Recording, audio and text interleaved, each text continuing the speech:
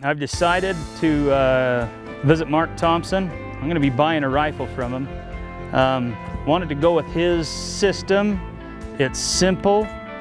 It's not a lot of adjustment. I like ease, and Mark's system is perfect for a guy like me who wants just a turnkey gun. We're going to come in here, we're going to go through his class, we're going to build a gun, then we're going to go shoot it. Okay, come on in. What are we doing? Well, you want to put some rifles together. You want to see how this whole gig works, right? Come on over here and have a seat. Okay, so here's what it comes down to. To be effective on a big game animal, we need 1,200 foot-pounds of energy, and the bullet needs to be moving 1,800 feet per second, period. The 1,200 foot-pounds of energy is the shock system that we want to put into the animal, a hydraulic shock system that shuts the nervous system down, gets them on the ground. Ultimately, we want to stop them right in their tracks. Yeah. So if I were going to hunt big game with a 220 Swift, which some do, but it's not recommended, as long as you're under 150 yards, you've got that 1,200 foot-pounds of shock and that 1,800 feet per second for that bullet to open up. Wow. Making sense? Yeah, yeah. Okay, let's go to the next caliber, which is a 7mm Remington mag.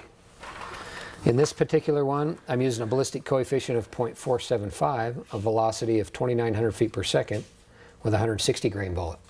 Everything else up there is exactly the same as it was in the 220 Swift calculation. But if you look at our velocity, 1,800 feet per second, 700 yards, 1,200 foot-pounds, 700 yards. So if I'm going to use this Remington 7 mag with this bullet, with this velocity and this coefficient, I'm limited at 700 yards. Shouldn't be going beyond that. The problem with long range today is a lot of long range guys are not understanding this.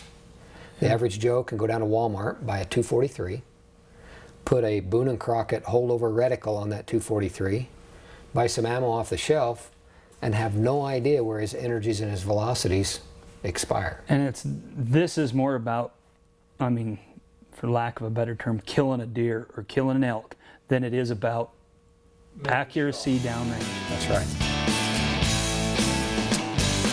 Another part of this whole equation is the right bullet. I mean, we tested bullets thoroughly. And if you've got a bullet that's got plenty of velocity, plenty of energy, but it doesn't do what it's supposed to inside and it passes through and we spend all that energy in the dirt on the other side, we've defeated the purpose. Yeah. So I have a lot of guys that call and talk to us to say, well, we're using this particular bullet because it has a real high coefficient. That's a target bullet. Yeah. They want that high coefficient to get that thing to come in low, flat, and fast. But then when it gets there, it's doing a pass-through like a field tip on an arrow. It's not doing the job. 8 different bullets, a couple different kinds of powder, and they mix up all these Betty Crocker combinations, and they say, okay, let's go down to the range and see what these things will do.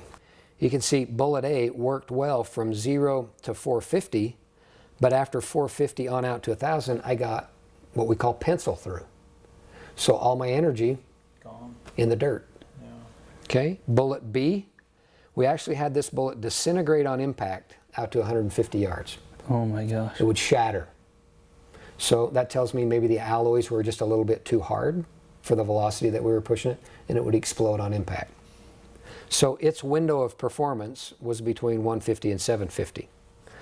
Bullet C, very bad performance, out to 450, worked good from 450 to 850, and then failure again beyond that. Wow.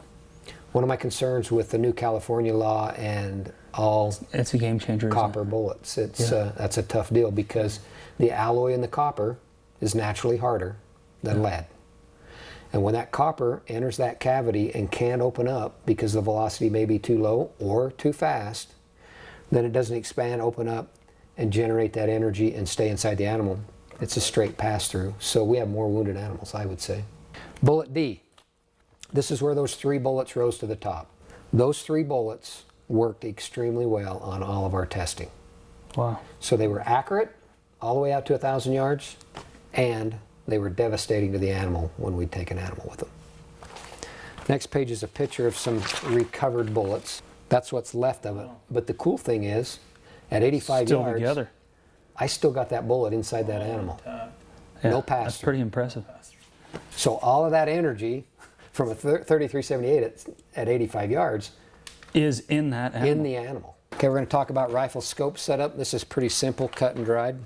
I'm going to say that 75 to 90% of the scopes that are out there today are mounted on the rifle, twisted or turned, clockwise, counterclockwise. They're not square on the rifle. So while we're right there, let's think about this. If we're going to use a turret system, and we're going to wind up to 700-800 yards, we're going to want to hold over. That's going to force us to hold over the target. Okay? You're moving up at an angle. If you're not straight up and down on the scope, you're pulling at an angle. Mm-hmm. So you might be dead on at 300, and you take it out to 800, and you're all the way to the left. Cranked it way to the side. And then you're like, you zero it there, you bring it back to 300, and you're back down here. You got it. That's an issue. This happens a lot. So we need to make sure the scope is square on the rifle. If you're at the range, you got your new rifle, you fire the first shot, you got to go 5 clicks to the right. You fire your second shot, okay, it's right on. Now you got to go down 15 clicks, so you adjust it down 15 clicks. You're 2 clicks to the right. No longer center. And it's probably because you, the shooter, are canting the rifle right off the bench. It's following and doing what you're telling it to do, but you're canting the rifle. And you'll eventually get it there, but if you continue to cant the rifle and hold over, I mean, when we were shooting 200, 300 yards, it's not that significant, but as we start talking long range, all this is a factor. Talk a little bit about accuracy here. Put the scope on it, got it all set up right here. They're shooting at a target down here at 25 yards. This is the first target they shot at. They shot 10 shots. Only 4 of them were on the paper. Right away, the assumption is something's wrong with the gun, something's wrong with the scope. I sent them to town to pick up another box of ammo, different brand. They come back, 10 shots. Never touched the gun or touched the scope. So it was a simple result of this was CCI ammo, this was Remington ammo. The vibration of the Remington is what that particular barrel liked. It did not like the vibration or velocity of the CCI. If we would have chronographed them, I know we would have had 2 different speeds. All right, so this is a scope that's been cut apart. I need both of you to stick your finger down in here and pinch against this sidewall right here. And you'll feel the tube inside the tube flex. Okay, so basically what you're pinching against is, you're right, a leaf spring right here that rests against this tube. So scope is basically made up of a tube inside of a tube. This tube is much smaller. And when we make left or right adjustments, we're either putting pressure on those springs or taking pressure off. At the same time we're doing it right to left, we're sliding on the up and down one that's resting against it. What we have is a tube inside of a tube. Okay? Here's our adjustment knob up here. Here's our adjustment knob over here. A needle goes in and rides against the tube there. A needle rides against the tube there. And here's our leaf spring right here. So it's suspended in there.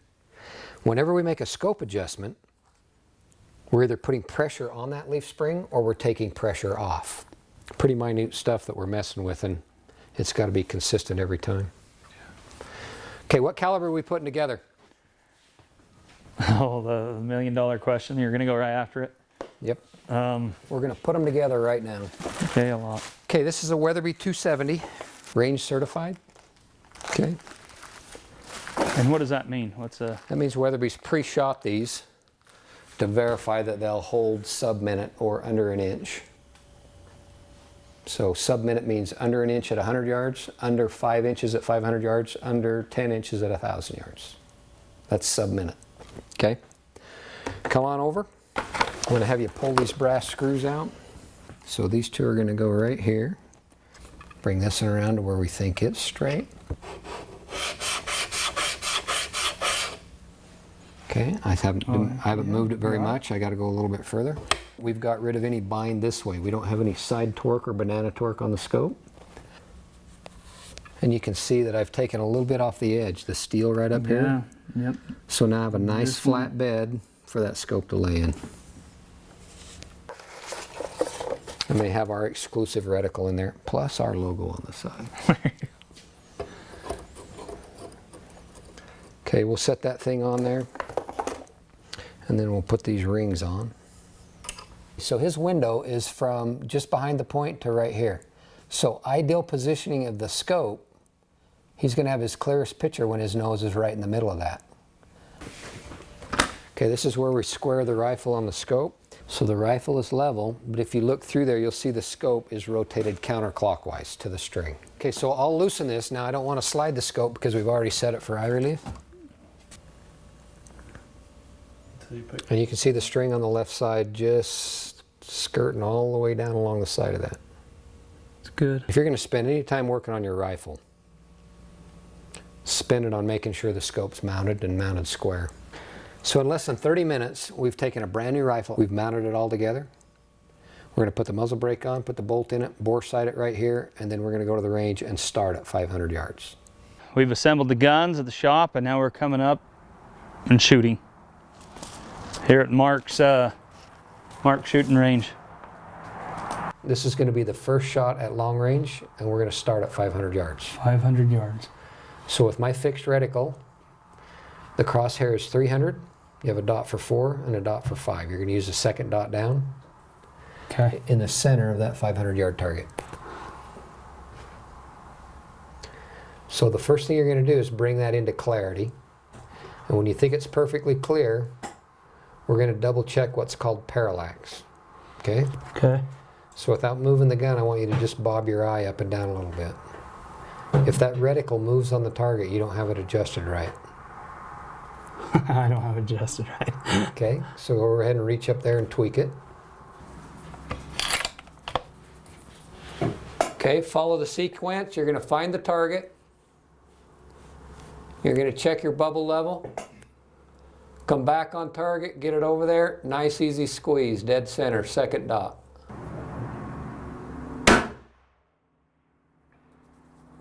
Wow. 7 inches high and 7 inches left of center. At 500. That's your first shot since 25 yards. Okay, I want to double check you, and the way I double check you is go ahead and eject that, put another one in, and put another one on the target at 500 yards.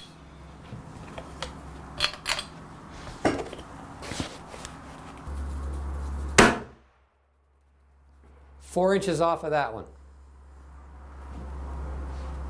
Okay. Okay, so we need to make a scope adjustment. And the only reason we're making a scope adjustment because this is the first target we've shot at since 25 yards. Okay? We got it on paper, got it close at 25, and now we're going to make those fine adjustments. So what I want you to do is I want you to click right 6 clicks. Almost dead center. We're going to go on to 700 yards, so follow the grain along the top there. And you'll see the 700-yard target back there in the shade. Elevation is perfect. It's just a little bit right. So this is probably going to be our last adjustment on that scope, and then we can put the caps on and won't ever have to touch it again. Okay. We're hanging just so 7, 8, 9, 10. Okay. 7, 8, 10. Perfect. Last dot. Yep. We're going to crush this. We're going to do it 3 times. Okay. 3 rounds in under 20 seconds. This is 1,000.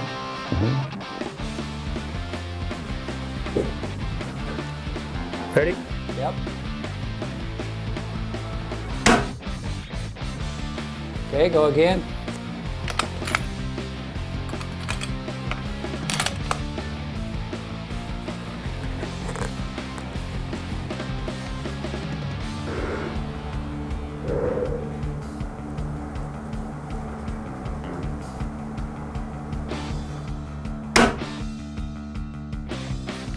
Okay, go again.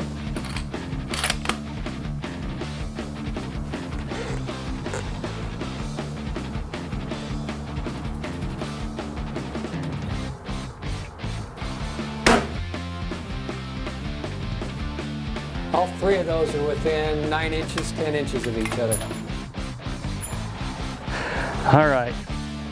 So in a matter of a couple hours, even with some lengthy just conversations and chatting, we took this gun and I just put 3 rounds within 20 seconds at 1,000 yards in a 9-inch group, and this is with a shooter that is, I'm not going to say I'm a professional.